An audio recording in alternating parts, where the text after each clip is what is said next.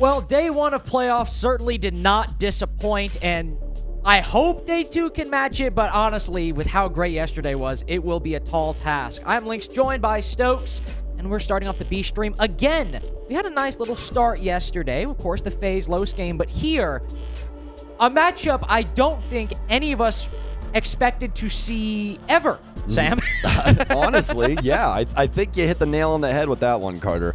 FearX versus W7M, in a bout that's bound to be interesting, especially from FearX's perspective. I mean, they have a huge mountain to climb in the scenario. Yeah, and then we have a lot of interesting games still today, though. Of course, Liquid coming down to the lower bracket. Los Bleed on the A stream that's going on right now. I think probably at least my matchup of this initial bout of 4 that we'll see to start today. And unfortunately, Bliss versus Fury, 2 teams we've seen really on the come up. One is guaranteed to make it through, but that does mean one will have to go home after Fury's lost to NIP yesterday. And I think, at least today, we had sort of the G2 FaZe game where such a great team was knocked out, but right here, this is sort of our lower bracket equivalent. 2 teams that have been struggling to make a name for themselves with a lot of really interesting moments, a lot of good matchups, a lot of close calls, and now one has to go home. It's one of those sad realities of a tournament. Yeah, I hope you guys have your emotions in check, or maybe some tissue paper. I'll need some. Whatever is your option, whatever your vice is, because there's going to be a lot of people booking their plane tickets today. And as you said, Carter, it's never a good day for quite a few of these teams, and that's what we have here for day 2 of the playoffs. So make sure you guys got your popcorn as well. It's bound to be action-packed, but we're going to be walking you guys through things initially here on the B stream. What are you thinking about FearX up against W7M? For me, obviously, I'm thinking W7M more than likely takes this. Nothing against FearX, but W7M is coming off an amazing 2023. They've been a little lackluster so far this event, but I mean, it's do or die right now, and I highly doubt that the Bulls die. And when we're talking about W7M having a bit of a weaker performance, they were weaker in comparison to their previous run because they had first place in their group until the last day where Virtus.pro got it, not by beating them, but just by points on the last day, launching themselves into first place. So, yeah, it's a bit of a tall task to say, yeah, W7M, they're weaker than they were before. They just look a bit more human, maybe. They still look like a very strong team, and the game against Wolves yesterday required multiple comebacks from Wolves to secure that victory. Now, to be fair, there were a lot of good adjustments, but W7M are still a very, very strong team to fight. And this matchup for me, again, no disrespect to FearX, at least I casted their game where they 2-0 GK in stunning fashion, 7-0, into a 6-round comeback to win 7-5. They absolutely were the better team in that matchup.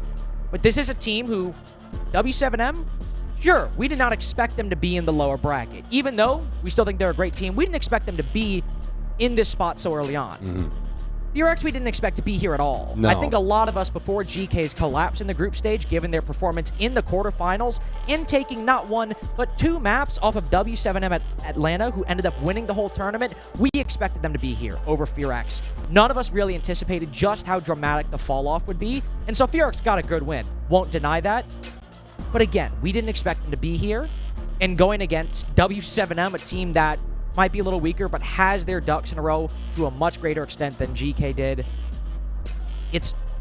I'm not a gambling man, but I would not even take the riskiest and most high-paying gamble on this one. All right, well, let's roll the dice and see what we have for these map bans, shall we? Well, Cafe off the board, Oregon Lab, Skyscraper, so we won't have to deal with more of our defensive-oriented things. Bank and Chalet, though, will make its way through, and W7M actually going to be rolling things around on Chalet for that second pick. I really like this pick, especially for them, but the bank rolling through for FearX, a little interesting.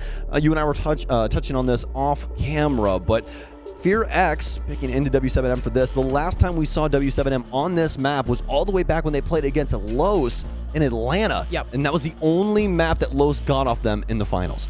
And that map as well came with a lot of big moments. Cameraman's big 1v4, one of the biggest plays of the playoffs and the tournament overall, happened on that map. Now, Los definitely were very close, but still the better team on that map. It still was a great showing from W7M, just as most maps are great showings for W7M. Chalet as the second pick, I remember watching this game, coming down from my room, because I don't believe I was working that day, when they were playing Virtus.pro.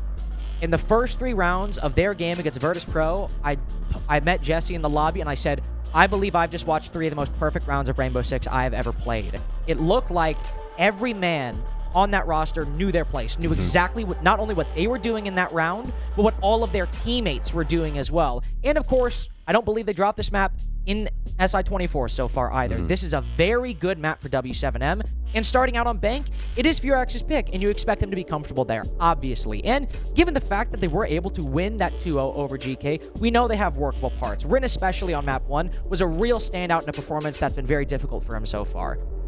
But Bank is also a map where W7M have shown so much strength in the attacking side this entire year. A map that they should also be able to play very well. Sure, they're 1-1 on it, but Los were having such a heater tournament. You expect them to maybe drop a map to them, and they still were able to win 7-4 over GK when they were at their height. So this is very much still a strong map for W7M. Yeah, and a good reminder as well that Bank throughout the history of Rainbow Six Siege has been a Brazilian map. I mean, a lot of teams really enjoy this, so just because you're not seeing it out in, you know, actual functioning matches doesn't mean that they're not working on this in the background up against some of these Brazilian squads.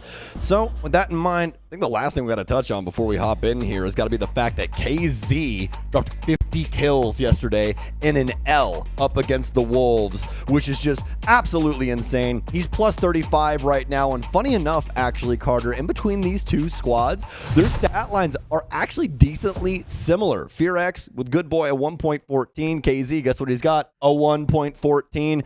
Herds does have a 1.04, and Philippox with a 1.01, whereas FearX don't have anybody else above a 1.0, but it's actually a lot closer than I think a lot of people were going to give it credit for. So we'll see what FearX can produce on their map choice of Bank here as we load things up right now. W7M are going to be removing the Blitz. That's a very interesting one here on Bank, as we've seen a good amount of shield play here, especially centralized around the Monty. So obviously Blitz just allowing you to do things a little bit quicker, but at more of a risk. Won't have to worry about that though, as FearX as well as W7M will complete their ban phase. We're going to remove Solus as well as Tubarão on the defense. I think the Solus is a solid ban from FearX. I mean, Solus is a commonly ran operator on a lot of maps, and on Bang, no exception. But I have noticed a lot of the Brazilian teams love to run Solus specifically when defending that CEO bomb site to try and deny plants from below. And for a site that is typically the one attackers pick up, that can be one of the main forces that undo an attack if they try to go for a CEO plant or just a plant inside of either of the bomb sites. So I think that's a solid ban from FearX, able to read into that. Then, of course, the follow-up with the Tubarão ban from W7M. A little bit easier to open up those walls. Well, before we get too far into this, we will touch on these ops as well. Azami and Valkyrie have made their way through. You still have access to that Fenrir as well. Yokobi's going to get banned out on the offense. She's one of the most highly banned operators right now, as she's the follow-up to Ying. 44% for Dope. Ying, obviously, at 45%, but she's made it through here. So Yokobi more than likely passing Ying, just due to the game that we literally have in front of us right now. And obviously, Mephi, you speak of it, it's going to show its face. It's going to be Ying here. We're more than likely going to be seeing her very, very often on this side. More than likely going to be seeing a little bit of Monty too. Not this time around. You can see Arakaze's already switched off of that over to the Twitch. And now it's going to be FearX working with this clear, as W7M is going to extend themselves over into staff room and open area. I think this might be my favorite iteration of the Bank extension, because it makes the best of both worlds. You have the castle and the mirror to hold upstairs and open area, but you also have those Vulcan packs and the smokes to waste time on the site.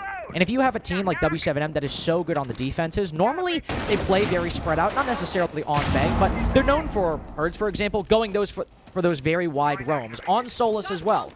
Probably another reason why FearX decided to ban that operator. But here, when you have something a bit more concentrated, W7M also play off each other very well. Now, destroying that Mira is a very good pickup for FearX. So early on, Philippox will have to play a bit more conservative of a position. An open area is not easy to take now, but just a little bit more so. Yeah, for FearX, and I don't mean to be the bearer of bad news, but this entire round is going to weigh on how good you are at clearing this map quickly. Look at the setup, Carter, especially with these operators that we've chosen for the basement. You have those Goyo canisters. You have smoke. If they end up accessing this at a very low time, then the round's more than likely already shot. I'll have to find out what happens, though. Herds will move his way in. FearX making some solid progress here, though. We do have to worry about some players around E2, but as soon as I say that, Philippox will get our very first kill of this series onto Rin. Unfortunate for Rin right there. Had the intel on Herd, specifically inside of stock, but opportunity escaping itself. Demic able to find one, bringing that Osa. Usually we'll see the Osa broad to hold garage like this, and it's good they got that kill, because with one drone remaining as we entered a minute 30, now about 15 seconds old, likely one of the only kills FearX might be able to find depending on what happens, because everyone from W7M has rotated back down to the bomb site. Finding any of these defenders getting aggressive upstairs or retaking before the execute is incredibly unlikely. Because of the setup we mentioned earlier, you have the Vulcan packs, the smoke canisters, and all likelihood a couple F-Knots as well to make it much more difficult to push in. So W7M don't need to start going for a retake or going for a flank until FearX start pushing down. So far, Locker CCTV is the most played site on Bank. Big shocker there, I'm sure, for a lot of people at home. But it is also the most defender-sided as well, sitting at 61%. So, that being said, let's see if W7M can continue to add to this heap. Goyo canister, like I said very early on in the round, this is more than likely going to be a W7M round just based off the precipice of this utility. FearX losing bodies on the entry as well. Nade seeing one over inside a vault, recognizing where at least one person is. Mephi trying to deal with a multitude of different angles. He'll get gunned down as R6 will get the second kill, the follow-up there for FearX, and now W7M with a successful basement defense. The sad part of it is I actually think FearX made the right call there. They were running out of time. They know based on the setup. They spotted herds on the Goyo. They likely knew, just because Lockers has a lot of smoke being brought on this bomb site, that if they try to go for the normal server plant or even just dropping down the hatch and planting against the wall, there was going to be all that utility in their way and potentially even a C4, depending on what remaining defenders they had or what intel FearX knew. So they dropped down through the vault hatch instead, and that should, in theory, dodge a lot of the utility, and it did. There were no Vulcan packs, there were no C4s, but there were the F-Knots that JV92 were bringing, and that made the momentum FearX were trying to gain halted. Because they're blind, they have to turn and shoot it, and JV92 had already got 2 kills and pretty much dispelled that attack completely, but any further kills that could have been acquired was stopped because Nade had time to react. Here's the sound cue, FearX are blinded, able to shut that down pretty quickly as well. Carter, one of my favorite movies growing up was the Shrek series, you know what I mean? And there's something inside of Shrek that I think really applies to the defenses of Rainbow Six Siege. Oh, okay. I was about to say, I'm really curious where this is going. And it's onions, man. It's onions. You want to know why? Why? Because onions have layers. And that's what the defensive setup is in Rainbow Six Siege. You're layering things, right? And W7M, that's how those basement defenses work. That initial kind of cache that they have built up in open areas meant to hold things back. Really trying to fight FearX for the timing there, and then make them deal with everything that's set up on the actual site. Things like those fear gas, F-Knots, and smokes, and Goyle canisters, things along those lines. Layering all of that up makes it super, super difficult, especially when that timer's eating at you. Have to have that early recognition. The site, though, could be a little bit of a change of fate here for FearX as they have to deal with this top floor. I brought the OSA. Good shout here, especially for the top of square. They get some access to these walls, potential to set up a few of these barriers, assist themselves with these longer range gunfights. Just a pretty classic beginning to attacking the CEO site. So the Flores will be very much appreciated for FearX to do that very thing. OSA 2 rounds in a row as well. As before we saw on the Lockers bomb site, OSA moves into garage, plants the Talon shield, and tries to cut off any rotations inside of the site. This time, you could have her go CEO windows, or you could have her go top square. Do this very thing. Start pushing forward, kind of act as a pseudo-Monty in a way, crouching instead of being able to stand up fully extended, but still just to dodge these head holes made in the CEO wall and actually acquire control in this position. Herds tries to get aggressive, but good reaction by FearX. They have Demic covering the OSA, make sure that nobody can, well, do exactly what Herds ended up doing. 2 rounds in a row. Now, Rin finds themselves as the early kill, and a 1-for-1. Hazy hops out the window, cuts down Demic, and because of that kill onto Rin, it gets them the advantage. Yeah, Claymore kind of a telltale sign of what happened over there, huh? Yep. R6 inside of top square. The biggest thing right now for FearX is that Rin is gone, and having those Rotero drones would have mattered so very much, especially for that position that was built up over in the main hallway up here. Nice discovery there from Good Boy. Nice. Following up on a little bit of info game off those drones. You can see Rin and Demic flying back and forth off those right now. Now sub-minute. FearX really needing access to a portion of this bomb site. Luckily enough, they still do have Arakaze, but Herds is on the flank, limit testing what they can potentially do. You have what I believe is Buck. Yes, good boy. Working his way across open area. Beepers goes off. Arakaze paying a little attention to what's happening. Nitro sell out. Won't be able to find too much. And that's going to pull good boy back over to the bottom square. Herds is playing this so well. He used the C4, activated the beepers just to try and distract FearX, but now he might actually have to make a play. Going for this flank. Now the FearX have got a 3v2. FearX is alone on the site. He needs to win these fights. He needs to hold out or at least run away. They can cover the plant as Arakaze gets it down. Good boy opens the wall, but falls to the MP5. Hertz now activates his flank, but the round has fallen to pieces for w7m because of those kills acquired by FearX. On such low HP, Arakaze can watch that. Very nice, slow, sure, but very nice. Nonetheless, recovery by FearX, able to tie the score very early on. FearX's patience really working out into their favor, especially with that flank coming in from Herds. It just did not work out the way that he wanted it to. You know, he gets that initial beeper and tries to bait a couple of people to pull their vision over there, but as soon as he doubles back to actually hit the flank, there's not a single person home. And not only that, but FearX also with the capability to take the full site pressure, be able to at least get rid of Omai, making things a lot more easy for them to get that plant down. And past that, all I really had to do was worry about that flank. I knew exactly where Hertz was going to be coming from as that beeper was activated once again. FearX with a solid round there, all things considered. Now for w7m, going to switch gears and still head over to open area, not feeling things once again instead of CEO. We have the classic mirror roam on the top floor. We've seen it so many times now. Hertz bringing it on CEO. Well, Hertz bringing it this round as well, and the Mira also being present in round 1 from FearX inside of open area. So, pretty consistent fixture on a lot of bomb sites, on a lot of maps, but on Bank in particular, this and Castle, Mira and Castle, very, very commonly used. And in conjunction with these F-Knots, it can make for a pretty difficult picture. And then that doesn't even get started on the Azami. The defense has so many tools to use on a variety of maps. But on this particular map, so many of the tools revolve around taking the bomb site and just adding 4 rooms to it, saying, all right, we're defending these 2. We're also going to hold CEO. We're going to hold stock. We're going to hold this hallway, this area.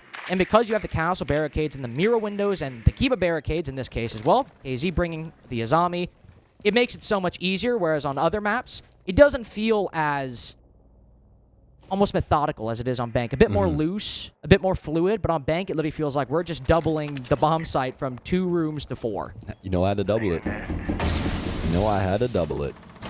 Oh, big fight here as Methy flies high, but soars a little bit too close to the sun, and that's more than likely a w7m round. That's really it right there. A little bit of damage dealt to these people. It's going to require a lot of heavy lifting here from FearX. Demic with the first moment, able to find at least one. Has some solid damage on FearX as well as Nade here too, but w7m are so good in moments like this. They know exactly what buttons to press, what they can and can't get away with. Demic as well as Arakaze more than likely going to try their best to rat things out here. Crouch in behind. Oh, big moment. Arakaze. 2 ships in the night. FearX. Nitro Cell will be able to land. Mandela out too.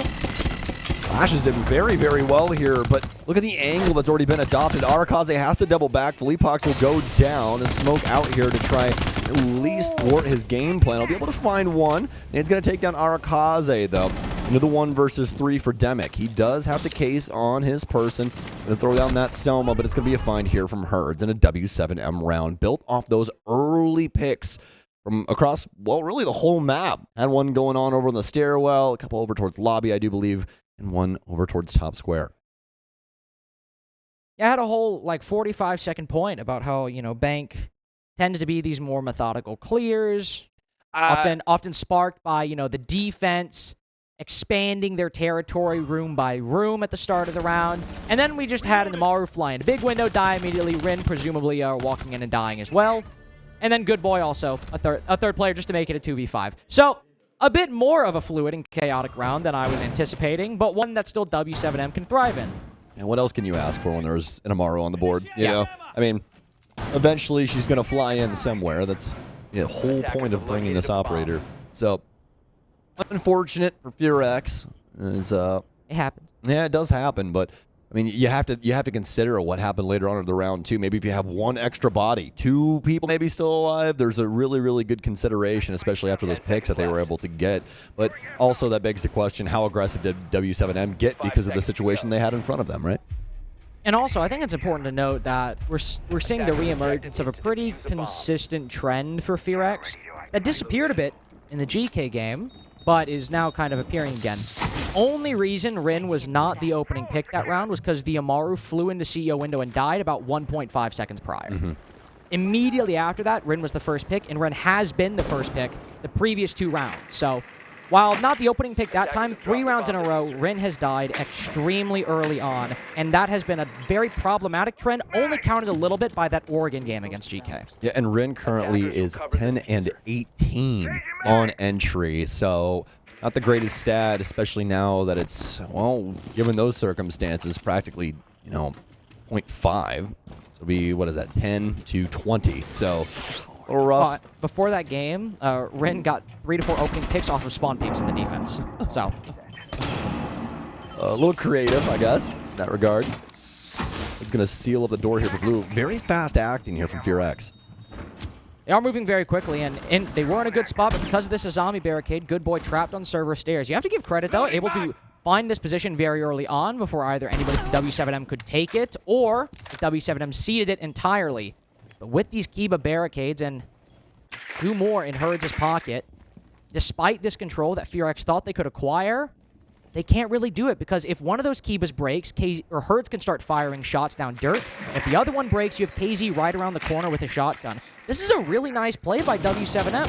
They baited FearX into taking that control and have basically forced them off completely with 2 Kiba barricades. That's one of the most powerful uses of Azami I've ever seen. Yeah, and that just goes to show you how powerful these Kiba barriers are. Able to seal up not only dirt, but also the bottom of Blue. KZ will find Good Boy here, as he more than likely finally got frustrated and broke that Kiba barrier. But also KZ could have just smacked it and found him in Blue too. See it later on down the line as KZ is now on the rotation. I do believe that they were able to see him as he worked his way in through that door, but he's going to continue rolling around, trying to run amok of things here inside of Archives. Nobody occupying that camera, as Good Boy will be on one of the defaults that was stolen by Rin earlier. But FearX, they're just trying to find a way into this actual bomb site. After getting thwarted earlier and a lot of damage going on to Demic and Arakaze, it's not such an easy route forward, especially with so much solid utility still built up for the defense. They can handle Arakaze so easily here. They can, and FearX in about the same spot they were last time, betting it all on a Vol drop. C4 goes out. Arkaze blown sky high. Another 2v5 for FearX to find their way out of. A much slower death in round 4 compared to round 3. But no kill gained. Even if it was impactless, at least Arakaze found 1 on the previous round. But this time it's a flawless for W7M in strategy and execution. Yep, absolutely. Every single step of the way, there was not a single moment where you go, oh, FearX have a moment to try and work their way back into this round.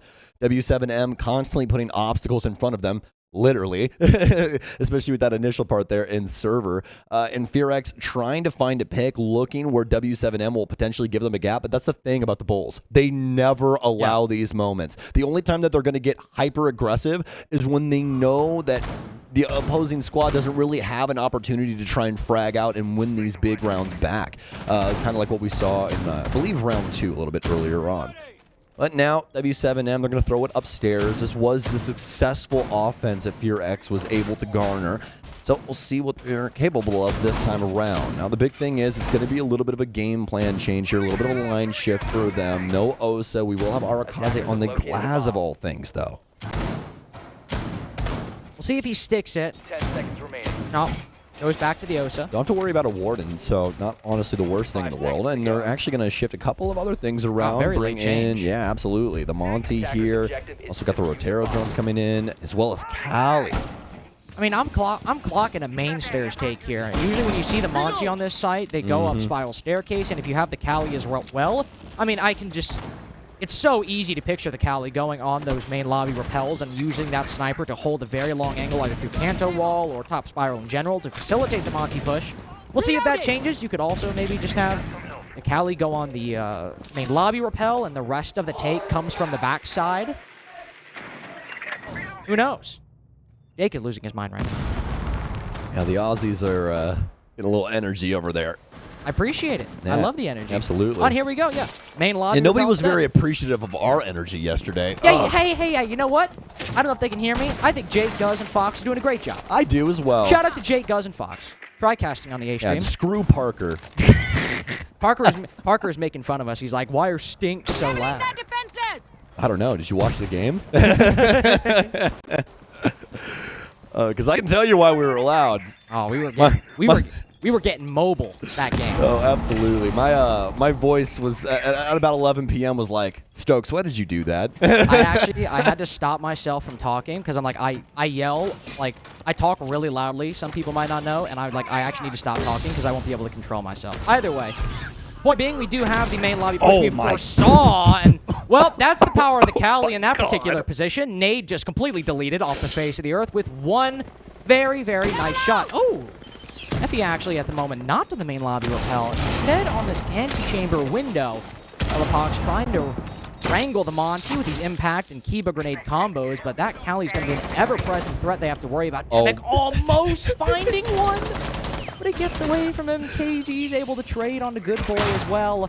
I thought with that Monty pressure and the Cali kill, we might see a lot of FearX momentum, but at the moment, they are pretty much at a stalemate on top spiral. I can never not laugh when I see somebody repel on Skylight and Lobby. It's such a high risk versus reward because people rarely do it. You can find some pretty unique angles that people just aren't accounting for, and Arakaze don't have as much assistance from the window as you think, my friend. Some of these angles are pretty difficult to try and work in against, and now Mephi's had to get off repel. Nice shots here. So far, so good with the sniper rifle. I gotta say, the op minister right now. Welcome to the church. Church of the one-shot body shot. Oh, okay, hold up. I didn't know you were built like that. Can we go for 4? Yes, we can.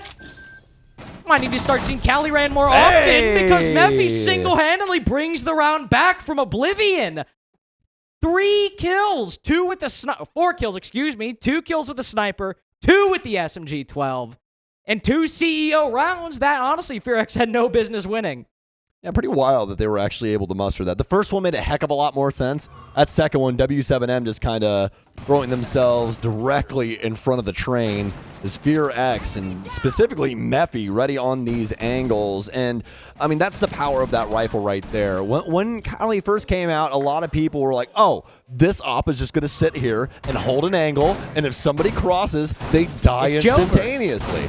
Yeah, exactly. And that's what you get. What you see is what you get. Mephi, some nice shots there. Also, I like the use of the lance as well. Sometimes we see Ash brought to try and counteract these castle barricades. You can also see Zofia with the lifelines as well. But people forget about Cali. She gets a lot of those lances. I think she gets 3 or 4 of those darn things. So, just a really smart consideration to be able to bring her to break up a lot of these castle barricades. Plus, if you have someone actually get kills with the sniper, it's very entertaining. Oh, absolutely. And I'm just here for that, really. Like, the actual utility, I mean, that's whatever. If I can watch Mephi just, like, one-shot people with a sniper, one of them at very close range. Can I just ask a question? Sure. Where's the phase skin for that gun? Like, why are we trolling? I was about to say, are there actually... I don't think there are any skins for that gun because they always pick skins that on ops people use, right? I want to say, and I might be off base about this, but I want to say there's one. Listen, if there's not one, there should be. Like, I just got word there's a Virtus Pro skin on that gun. There it is. And you know what? We were actually Sam and I were paying, shout out VP. Yeah, Sam and I were paying massive compliments to the Virtus Pro skin we saw in the R6 share ad. A great combination of artistic license while incorporating the brand, and they picked Cali Sniper for a skin. Yep. VP's winning, man. I've always loved Virtus Pro, but that's because I've loved FPS games for a really, really long time, and they're one of the most known organizations in Counter-Strike. So as soon as they signed up for Siege, I was like, oh, hell yeah! You can say the same thing about Rin as well. We'll take down KZ. FearX, we got an opportunity now. The door is open, and we try and claim round 6. W7M, man, this tournament has just looked so weird for them in certain moments. Just like things like this is not what you're expecting. An early pick here that kind of goes sideways, nobody really around to try and assist, especially on a Rooney. Yeah, one of those moments where KZ clearly reacted to the Maru flying in. I think maybe expected her to be coming top square. Instead, went in the window right next to it. That drops you down to bottom square, and then just lacked the direct intel in that moment. Not entirely his fault, but still, as you said, caught off guard in a way that we're still not quite used to for w7m, especially KZ having such a monstrous game yesterday. 4-4 at the moment, 4-3 before that death. See how FearX capitalize off of it, as this is one of the first times they've truly had an untraded advantage. Mephi following up with a second 3-3 half. Very possible for FearX now. You could argue maybe a 5-1, given that w7m threw 2 of those CO attacks away, and, well, one being opened up by a Mephi 4K, but here, that's just a very nice angle, and that's not even the 3rd kill acquired. Rin, a double. JB92 falls. Herd's now finished off. A flawless round for FearX to end that half. You can disagree with the CEO rounds all you want, but that was a great attack to end the half. That was very clean. Very, very clean. W7M not having a single read on the situation ahead of them. And again, we go back to these rotations coming out, these flanks that they're attempting on the top floor. They get bodied on the entry. I mean, we legitimately saw Mute's corpse just smack the floor in the hallway upstairs because FearX have these things shut down. That's the find there from Ren is on the fly-in, but, I mean, everything else really just going the way of FearX. Every time w7m tried to pitch a fastball, Fox was knocking it out of the park. We're in one of those spots now where I'm actually kind of worried for the rest of this game because... Dude, can I just be honest with you? Sure. I'm worried for the rest of this event for w7m. I'm gonna make a call right here, right now. I don't think that we see him on Grand Final Day. I really don't. Oh, I really don't. I don't know if I'd go that far. They still have such flip it, ship it, folks. They still have a very strong performance to rely on the year, but the reason I'm worried for the rest of this match is it's not anything particularly analytical, but when you see rounds like FearX got, those 2 CEO attacks, which w7m were in the lead and ended up either giving it away or somebody overperformed from FearX and got gifted 1v1s. That, to be fair, they won, but still a situation where w7m kind of gave away the advantage a little bit. Those rounds in a particularly close game could end up making the difference for a team that maybe was in behind and maybe shouldn't have won, and then end up winning if they have a strong half to follow up those big plays. And so, depending on how FearX's defenses go, we could find ourselves in a spot where those rounds might make difference between a w7m victory early on, or it ends up being a very close affair. We'll need to turn our attention to this Locker's bomb site, though, and see how it starts. KZ uses both of his exothermics immediately because w7m see that server is completely clear. FearX are fully extended on the top floor, and Rin is cut down, but FearX are able to fight back for just a second and followed up with a 3v3. Again, the lead not fully acquired, but KZ fully solidifies the advantage for w7m. C4 goes out, but Nade baits it out perfectly. Arkaze without that secondary utility, and now the Candela's flying into Red Hall. I was about to say, I think FearX might have had a little bit of a chance, but with this expert usage of the utility and the coverage behind this Talon Shield, this is looking like a w7m victory on their first bout on the attack. Yeah, Fox just put it all on black, and it definitely does not work out on the roulette wheel, does it? They'll immediately lose that round based off those 4 big engagements that happened around top square, electrical, and bottom. So, with that being said, w7m with a pretty quick round there. Really like what we had to see, especially with kind of the setup that they had going for the basement. I'm just kind of surprised that FearX put so much value into that square hold, especially with them having a little bit of, inkling as to what was going on over inside of server. But based off the positioning of FearX, right, if they do end up winning out those engagements, more than likely they're around. So, not the biggest thing in the world. FearX more than likely will just make some adjustments down the line. But, I mean, if you look at the lineup for w7m initially inside of that round, you could definitely tell that it was just going to be a decently quick execution. They didn't have any globals, no real assistance for the info game, just some fairly straightforward operators with Ying. So obviously more than likely going for that pretty immediate plant. FearX not feeling the basement anymore, are going to bring it over to staff room and open area. 5 seconds left. Where we will likely see more of a clear from w7m, because on Locker CCTV, of course, you need to defend some of those server stairs, make sure that the attack can't get control of hatches, but on open area, there's some actual more soft destruction that can be done besides hatch angles. Did they reinforce the hatch in open area? Did they? Did they do it? No, they didn't. All right. Nope. Well, we know where Herds is more than likely going. This is sort of the, yep, here we go. Man, I'm clairvoyant, let me tell you. Remember when we saw the FaZe G2 game? We were like, you remember when we saw Alamo Yardy do this a year ago? Oh, we do, yeah. on Beast Coast? I do remember that. I made a TikTok about that round. Wait, you have a TikTok? I do. We've actually seen that strategy used quite a few times since then. I think Beast Coast might have got it from another Brazilian team, but that's almost 2 years ago now. I can't exactly remember. But yeah, as Sam is talking about, if you have the open area hatch open, an Amaru, in this case Herds, might fly up it and try to get the bomb down, but he's not actually the one with the diffuser, so I don't know if we'll see him go up the open area hatch. Instead, might try to go up through small office and go for kills instead, whereas Nade, the guy with the diffuser, will be going more for a cafe plant while opening up the quad wall. It's really just a normal execute from this area, but using an Amaru. Yeah, exactly. He's just here to kind of flank as all of these explosives, gun fodder, and everything else goes off. So we'll see if he can try and produce something pretty magical. Nitro Cell out will deal a lot of damage to Fleepox. AZ will take down Good Boy. They know where at least one target is. More Candela's in, and Herds ready on the bottom floor. Here we He's go. going to fly through right now. A nice find on the Mira. Should be able to open things up a little bit, but he's immediately sent to the sword. Mimic and Mephi, the only two remaining right now, and make that just one, as Nate will find the last player there. Very well done from w7m. Not trying to force things down, keeping the gunplay active and making sure that they have the opportunity to try and take out these FearX players. All right, so this is the W7M we know, right? I mean, we had one very good read, where similar to the FaZe Los game we saw yesterday, where Los in round 1 saw that server was free for the taking. They slowly take in, acquire control of server stairs and server itself, then are able to get a plant in the default plant spot inside of lockers. Basically same thing round 1, just not with a blitz like we saw with Los. They move in, find that server stairs is clear, open up both the walls, use the OSA, get the bomb down, job done, even though it's a bit hectic on taking some gunfights with those offsite players.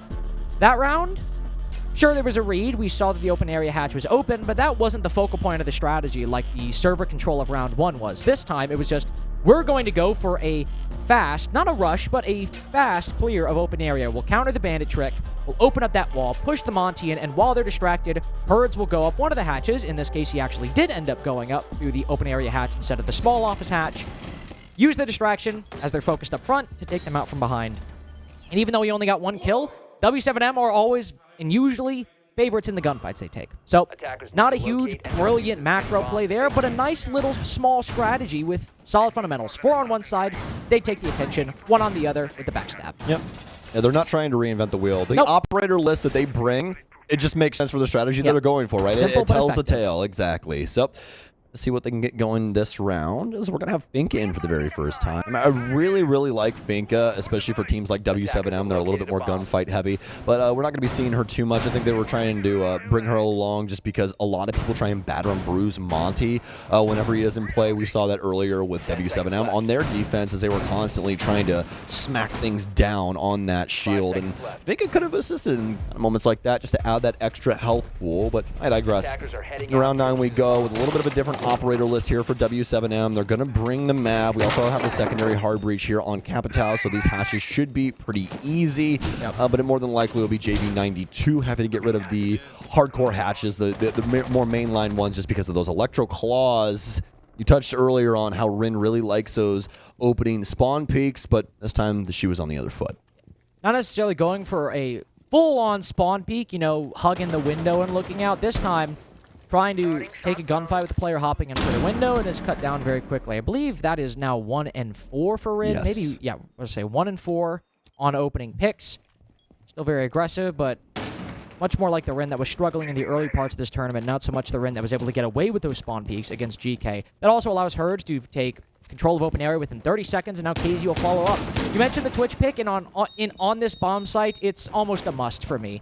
Of course, you maybe could find those F-Nots if you have a Bravo or something like that, but the Goyos are the real star of the show here, and Twitch is the perfect counter to that. If you can drive the shock drone in, especially if there's no mute, shock them and get rid of them, that takes the server execute from potentially impossible if you execute late enough to doable at any point in the round, so long as you're also able to bait out those smoke canisters. So, good read by W7M, no hesitation in picking it.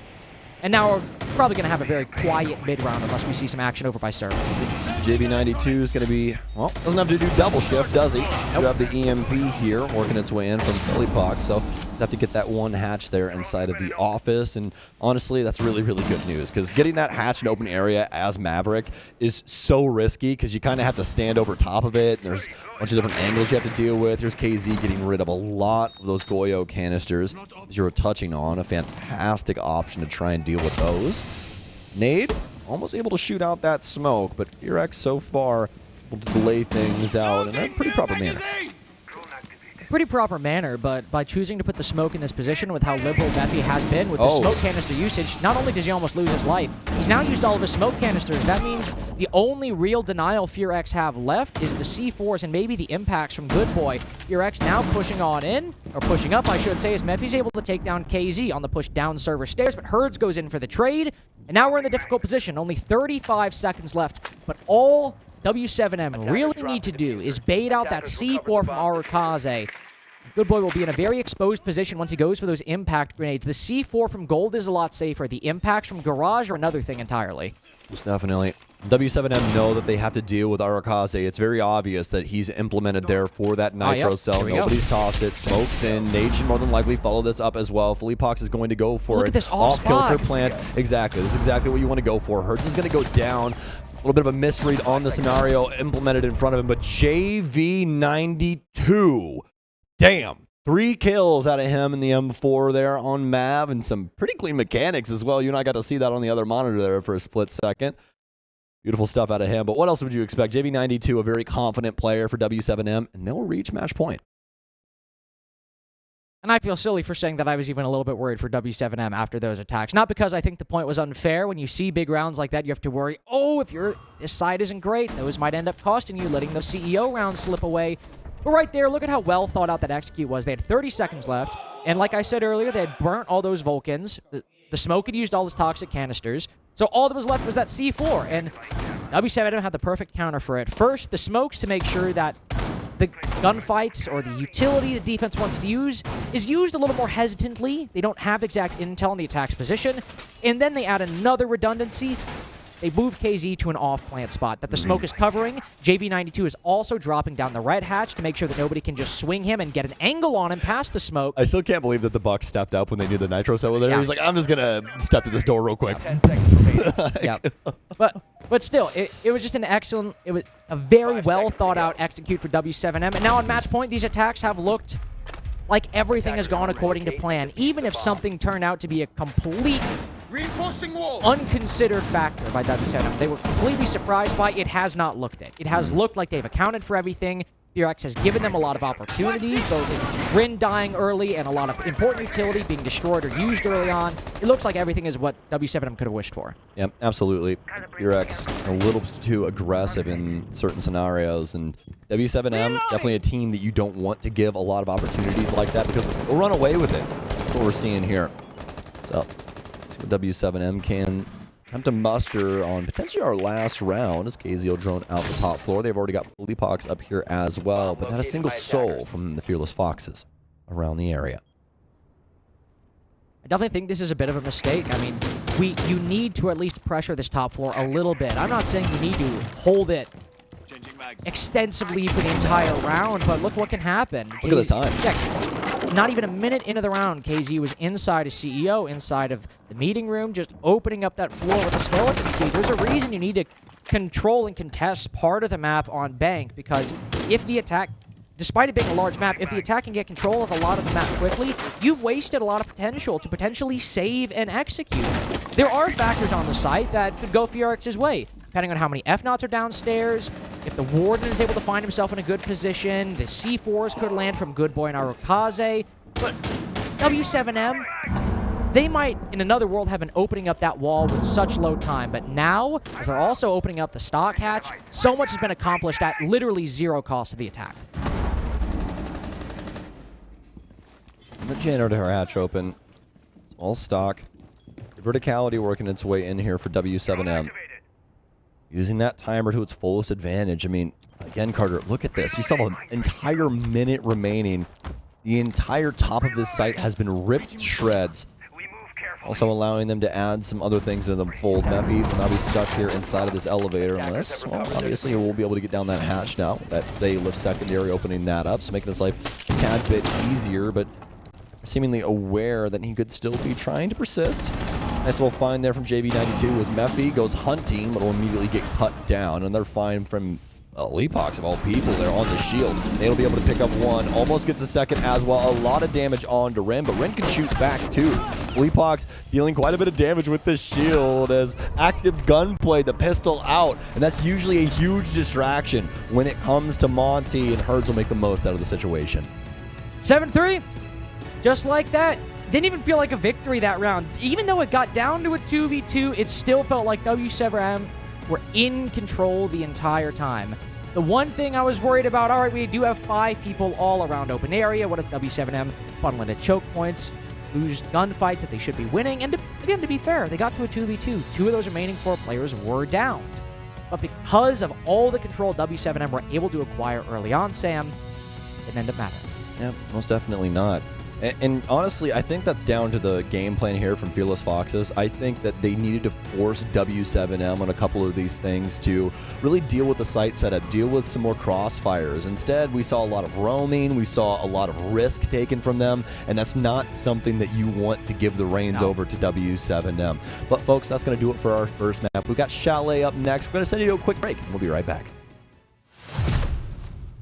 His army, so that is a massive kill to start the round for Loss.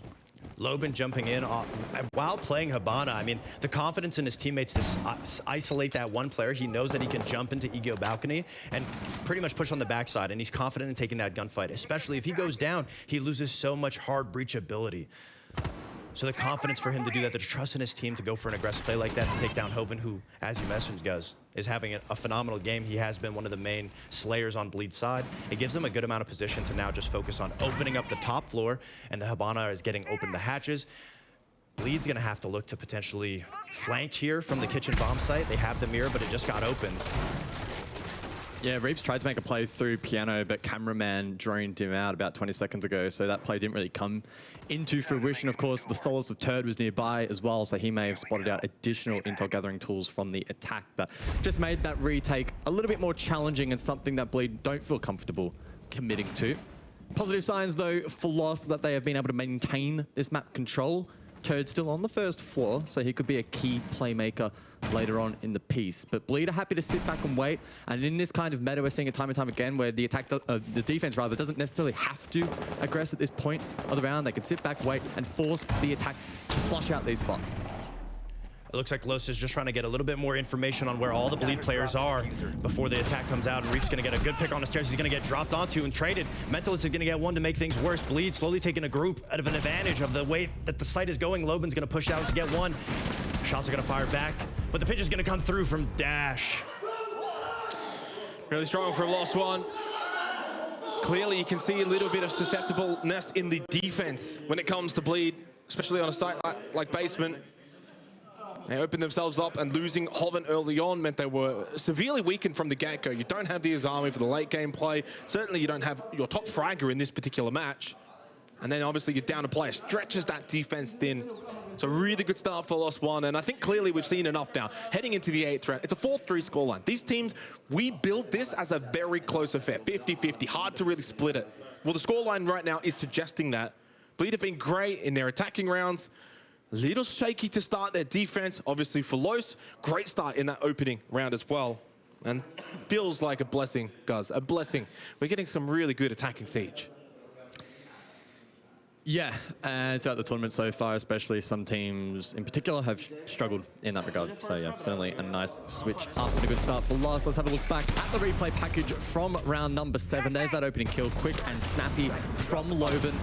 And despite bringing it back to the 4 versus 4, the 2v2 here, very awkward from Bleed, stacked towards that pillar position, deep inside of Wine. Splitting the attack really nicely there, a loss in pinching those players. I don't know if they had, obviously, a read as to directly where they were. They probably did at that point in time, but really good reactive attacking there from Loss. And especially on a side that can be difficult to get yourself into, as obviously you need to show initiative on attack. A great way to kick things off for. The Blackbeard was a big question mark for me. Where were we going to see it? Where were we going to see him push in? And He was just in the big garage, just trying to abuse the washing machine angles, the head glitches, to just give him a little bit more of an advantage so he's able to win that gunfight. Fortunately for him, he went undetected. Dash was able to sneak through the back and get a nice little 2K to make the round just one more on Los's ladder to climb back into this game on the attacking side. So pretty quick entry here over towards main garage for Lost, and Loben lurking over towards Ego Bulk. Poses a threat to Hoven. Dash has got a West main control as well, so Lost sprawling across the map on this attacking side. Bleed, again, not really eager to contest too much off site. And as mentioned, Wow, that's a concern. Hoven in that key position slain, and once again it's the Azami to fall first. Yeah, really strong from Lost One, and the fact that 2 rounds in a row they've been able to get the kills onto Hoven, onto an Azami. At that point, you have to kind of ask there, Hoven, the positioning on such an operator that really do need alive as long as possible, basically until the end. Get those keeper barriers generating, get them out into the map, especially on bar games. You want to be really locked down defensively. You cannot afford to be losing players early. But that goes to the credit of Lost One in their approach here on the attack. It's very easy down 4-2 coming into your own attack here in the defender side of meta to just kind of drop your head a little bit, but they look amped up. We saw it in the player cams before. They're really taking the challenge here. Trade back eventually for Asfi, a little bit delayed in that, but still got it anyway. Onto Dash, onto the Ace, so it's a hard breach. Not sure if that will be a factor. Well, utility coming through then for the attack, looking to clear the remaining key barriers and key positions for the defense. Loben does fall. Officially now a 3 versus 3 as Mentalist able to confirm that pick. Cameraman low and Bleed arguably with the positional advantage. Bleed's doing a great job at slowly moving around the map. They're going through the basement to retake position that Los isn't playing. They're keeping a track of where every member from Los is so that they can play where they aren't. 40 seconds remains. And a pivotal 8th round here with Bleed being able to offset the loss of Hoven this time around, unlike the round prior. They've got themselves into a position where they look a little stronger defensively, a bit more cohesive, and now forcing Lost One slowly towards the site in needing to clear out some of these key positions. A frag grenade in hand for Dots, but no EE1D. Thrown out, but of course it's nerfed, it's not that strong, and the swing from Reeves comes through anyway. Good drop down from Cameraman to at least get the trade, but as soon as he makes his way into the hallway, he meets his demise, and Bleed have been able to bounce back and answer that 7th round pretty comprehensively here on Bar Games. Very nice lockdown from Bleed. They did a great job at playing exactly where Los weren't. They waited for Los to drop into the site. The trades came, but the trades went into Bleed's favor just because of the positioning of where they were. They're so hard to pinpoint and track down on the side of Los. They're constantly moving. I gotta commend Bleed for the way that they're able to move around the map without being marked. They're doing a great job at shutting down the information game on Los's side. Yeah, as Bar has developed in the meta, it has become quite a difficult site for the defense to find safe positions to play, and then you add on top of the fact that the Azami was taken down rather so early on into the piece. It is a credit to Bleed in repositioning, finding safe havens to play, good presence of mind, good game awareness, and as mentioned, denying information as well. So confidence builder for Bleed, and a bit of frustration boiling underneath the surface there for Loss. The operator lineups we see Loss bringing is a lot. It is pretty much to pick off the players on Bleed. It doesn't look like they're bringing too much utility. It is set to get that advantage, get that early pick against Bleed, and they did get it last round. But Bleed did a great job at trading it back and keeping everything close and tight grouped, and then forcing Los to go for this execute. And that's where the operator lineup that Los is bringing ends up struggling because they don't have the utility that Bleed had on their attacks. They aren't able to open up stock. They aren't able to open up all the hatches on all the floor to make Bleed have to move out of these hard solidified positions. So Kitchen and Dining, 9th round. And Bleed now on the verge of a potential map point. Of course, it is their map pick, and we've prefaced this a lot. They're very good at winning their map so far at the Six Invitational. That's become quite a common theme. As the ram rush here from Loben through the ego pelt. The swing isn't effective immediately, but almost somehow Hoven stays alive. I thought it was going to be a 3rd round in a row where he'd lose his life early, but it's trades that come through in a flurry for Bleed. One back from Cameraman makes it that 1 versus 3, but the rush from Lost One has been an utter failure. But until this point, Cameraman has slowly brought it back. The drop down, not good enough. The Mentalist will punish him for missing those shots. Shots that were missed initially though on Hoven to begin with from Loben on the entry. How in the world did that man survive? Beyond me. But the consequence now is very much this, it's map point. looked like Keanu Reeves in The Matrix, being able to dodge all those bullets through Piano. I don't know how the hell he was able to survive and create the buffer for the trade. Last all round, as I think both teams sensed that that was a very, very messy round. We could see it from our perspective, and I'm sure inside of the server as well. That was a difficult one to track, but 6-3 the scoreline. We'll see if Bleed can back it up with another defensive round. The execute onto the top floor looked promising from the side of Lowe's. They were able to get into office without anybody knowing they had a player on the bathroom window. But Hoven here just somehow staying alive.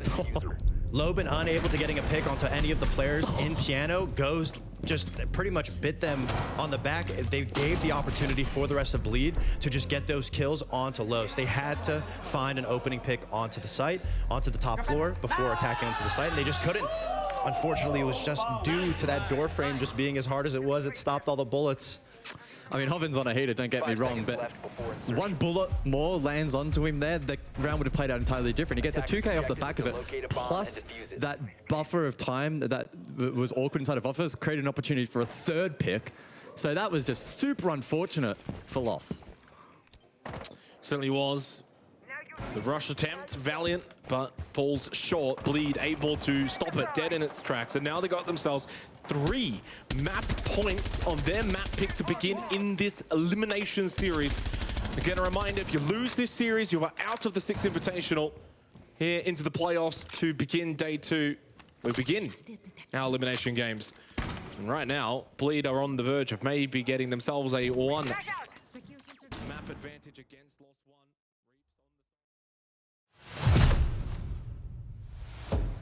Well, at the half, I was a little worried, Sam. It might be a bit closer than we thought. And then w7m treated us to another one of their classic attacking masterclasses. 7-3 for w7m on their opponent's pick of bank. And now what we have, what I would say is one of their best maps. Coming up next is map 2. Yeah, most definitely. A lot of risk taken by FearX on their defenses and immediately slam dunked by w7m. I mean, not able to hold a candle consistently to the squad, able to find some tidbits here and there, but it was mostly just breadcrumbs at the end of the day, not a full meal. And now we sit on the precipice of a 2-0 here from w7m, walking into Chalet, and as you already said it, my friend, one of their best maps in their whole pool. FearX have to be pretty fearful, heading home right now. Especially given how dominant that scoreline was on bank. Again, a map that I said is still very good for w7m as well. 1-1 on it at Atlanta, dropping it to Los in the grand finals and beating GK on it. Still 7-4 with a 6-0 half on the defense, might I add. So a bit tougher time on the defense today, but still a very easy time overall. And one of the big factors that we saw was not only those very well thought out attacks from w7m, but Rin still has a major problem, and it is poor positioning on the defensive side. Always seemingly in spots, either by his own volition even, that w7m or good teams can consistently exploit, whether it's spawn peaks or aggressive gunfights. Rin throughout this tournament, save for one particular game, has always seemed to have a very, very disappointing entry stat line. Currently, Rin is sitting at 11 and 22 on entries. Not great. Not fantastic. And not only that, but quick math right here dictates that half of Rin's deaths were the opening kill for w7m in that series right there. Not exactly what you want. We'll see what they can do now that they're on Chalet. Bodies meaning quite a bit as well to the defensive end. You do not want to give up early bodies on Chalet. You want to try and force w7m into these clears, force them to fight for map control, and most importantly, try and dwindle down that timer. That's the biggest thing with Rin dying early on in these rounds, Carter. You can't play the map the way you want to just because there's so much more risk now, because you're practically doubling down in that regard. That's my big concern on Chalet going into this, because if you have Rin playing a power position like Library or Library Stairs, and Rin dies in the first 15 seconds, that's going to be a huge problem. Thankfully, Chalet is a smaller map than Bank, so if Rin dies, you could theoretically trade him out a bit more consistently than you might on Bank, which is a much larger map with more expansive hallways, rooms, and so on.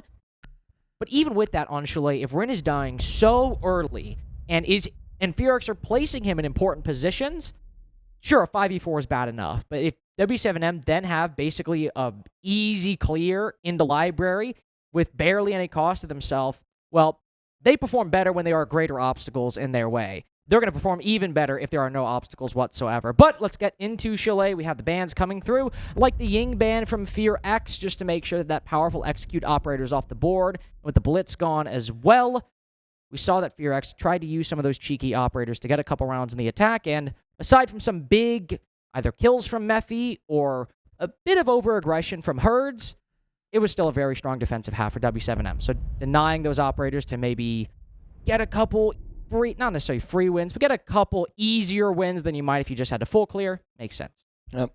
Getting the blitz away for the shield plays and also taking out Fenrir, taking that away from Good Boy.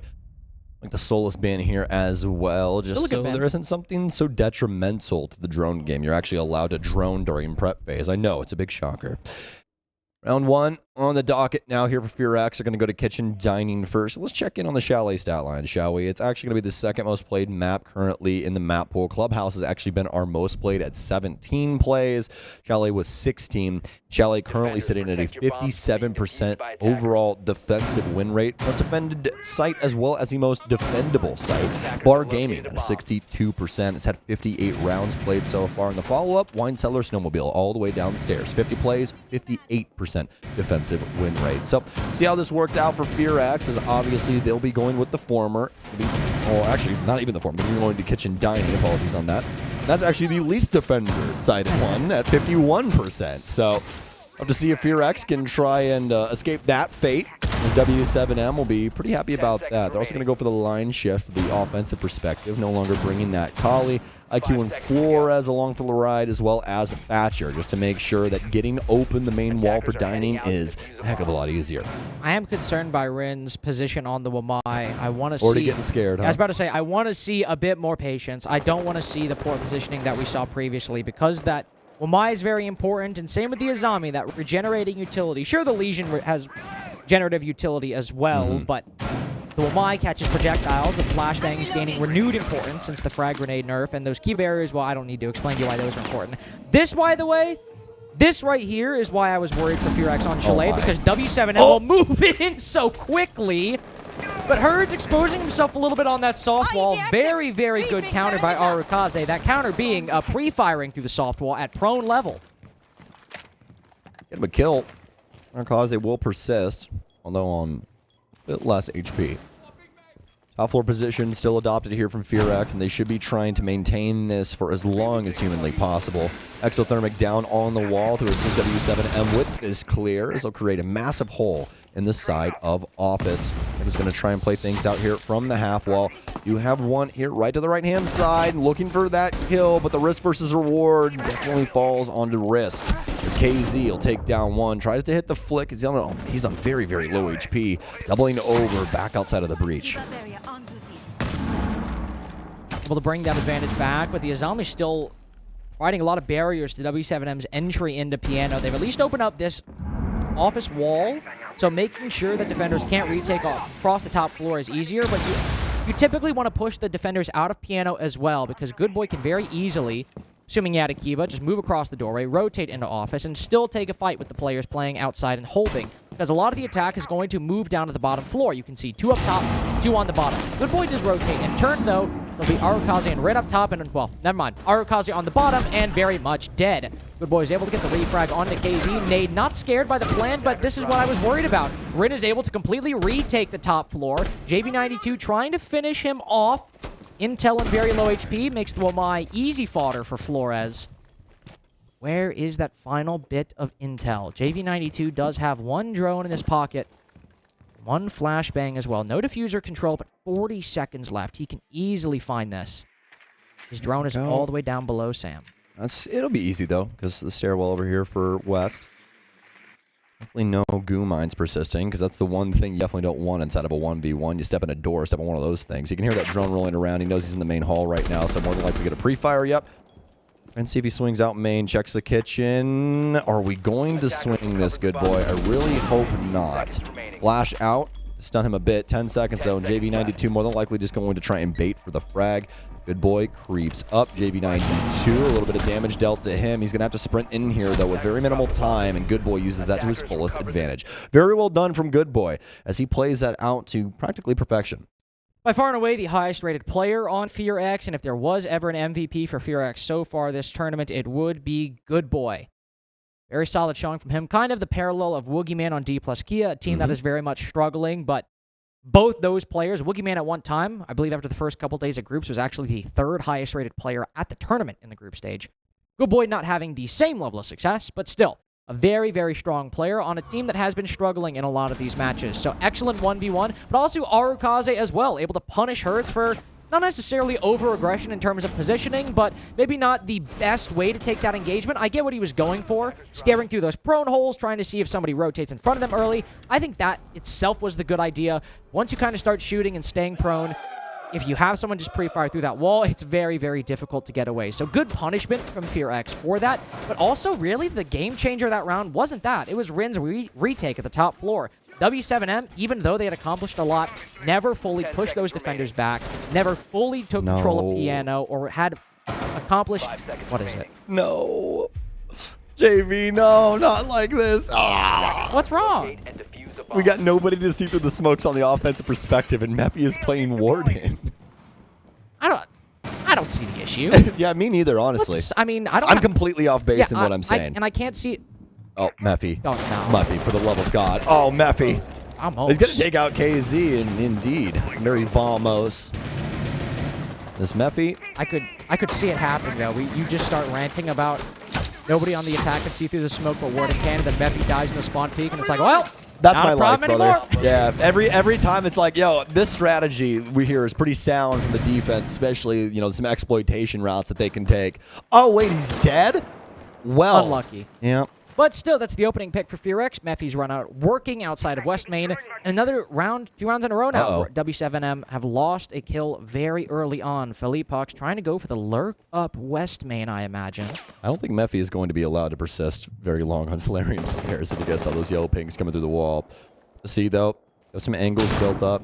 Obviously, do have that verticality still here for FearX as well. A nice find, but he has to get the kill. A stun in, and Philippox still just walking across West Main. This worked out very well so far, but Good Boy, he's going to hit the flank. The exact route that we saw taken from Philippox, he will use to kill him. Oh, what a shot at a Good Boy. He'll take down Herds as he's been at the helm so far, battling back up against the Bulls. JV92 praying that wall to his left was a little bit further back so he could get an angle onto Rin. Oh, the timing right as Rin moves away. So interesting. W7M, Arukaze is going to get this kill. Flawless round sitting at the feet of FearX. They just have to reach out and grab it. We didn't even mention there's a clash. Yeah, I mean, it's because Demic really hasn't had to do anything at all. He's just existing on the top floor, and here's the thing. This is what I was going to touch on. W7M didn't attempt to clear anything. Oh. What they really did is they just set up for a cutoff over on Trophy side, and then tried to apply pressure in through West Main, trying to sneak in Philippox, maybe a couple stuns in upstairs, but that was really about it, Carter. They really weren't trying to play into the setup of FearX, and, well, the setup got him killed.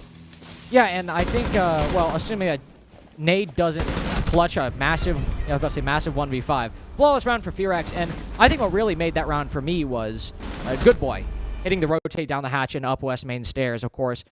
We saw the clear, what they had planned for. I was worried that the Azami was just going to have a complete angle on Philippox, and we'd have a very unceremonious end to that push up West Main. But they have the flashes come in through bathroom window to allow him to make that rotation in the first place. But Good Boy, very quick on his feet, drops down the dining hatch, rotates up West Main to counterflank Philippox. And then, of course, you combine that with the very nice flick onto, I believe, JV92? No, Herds. Yep.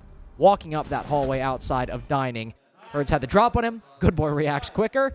And 2 very quick reactions. 1 mechanical, 1 strategic, but definitely the MVP of that round for me, countering W7M completely. Yeah, him and Arukaze are doing their damnedest right now to try and light up this scoreboard against W7M. And 3 players from W7M so far do not have a kill. Yep. Herds cooling off.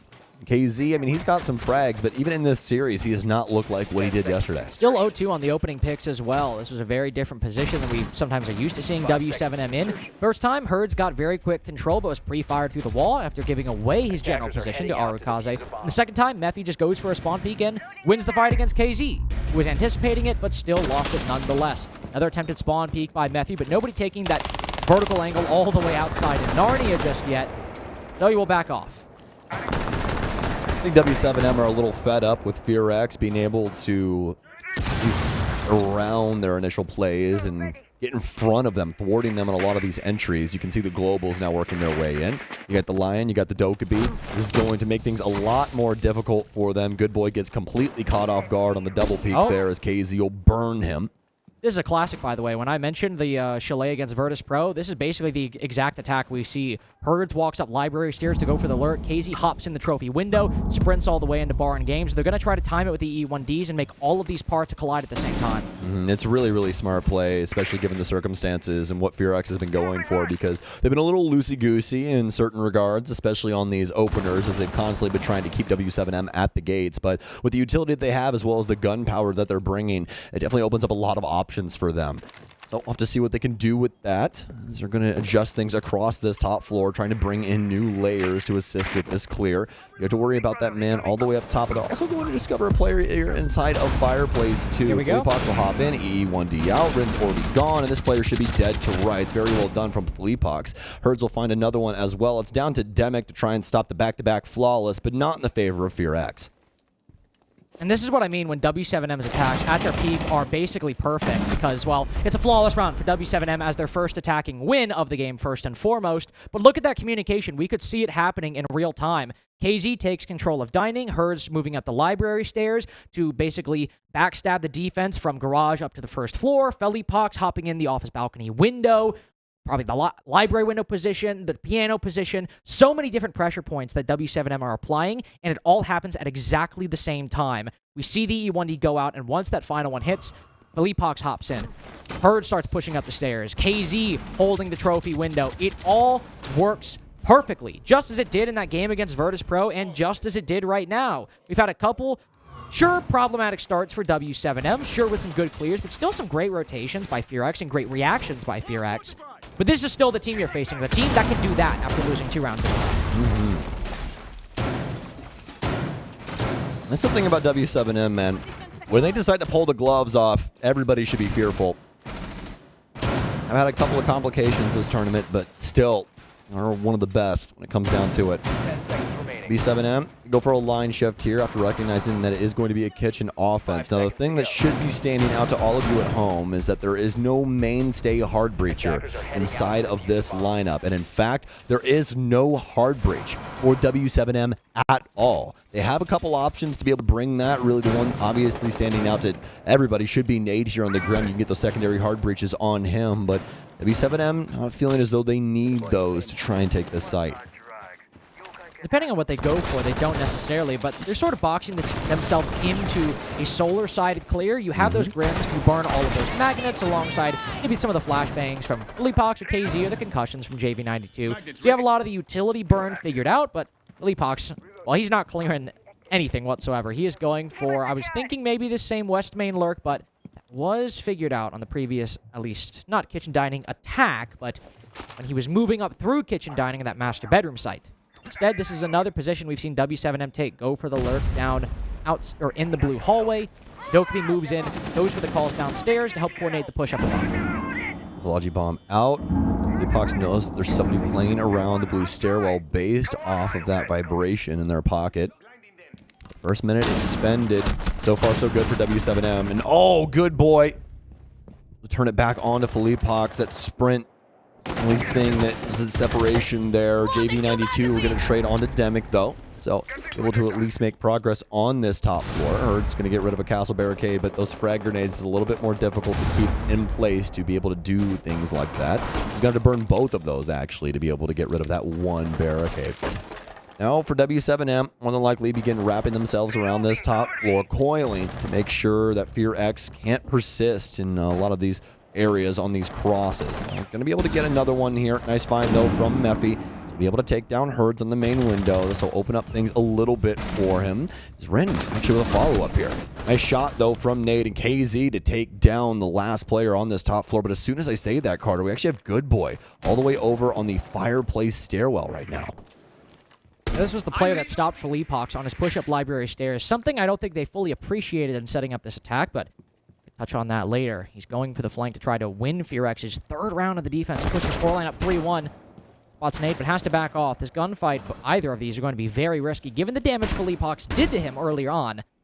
Be able to shoot a drone, deny a bit of intel from w7m, keep his positioning a mystery for a little bit more time, but even without that Z-ping, KZ, it's a reasonable assumption to think Good Boy will play this hatch, will try to find an angle on one of these attackers. Indeed, he does. Puts Nade to 1 HP. So KZ instead goes for the retake upstairs and should catch Good Boy off guard, who is tunnel visioned on these floor holes. KZ instead waiting patiently, not taking the fight. Still waiting. Nade's able to get the bomb down at the moment, and once Good Boy goes for the hatch, we have the finisher from w7m. Not a clean attack by any means, a strategy they've done before, and the Azami almost disrupting it.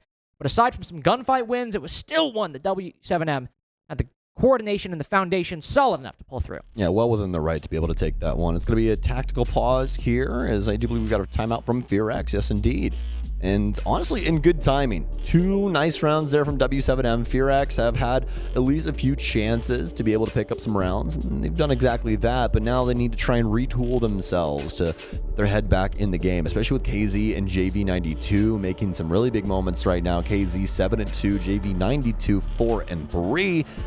And, well, FearX, yeah, they've got some solid considerations, especially for Good Boy, but Demic not doing the most right now. 0-3-1 for him, respectively.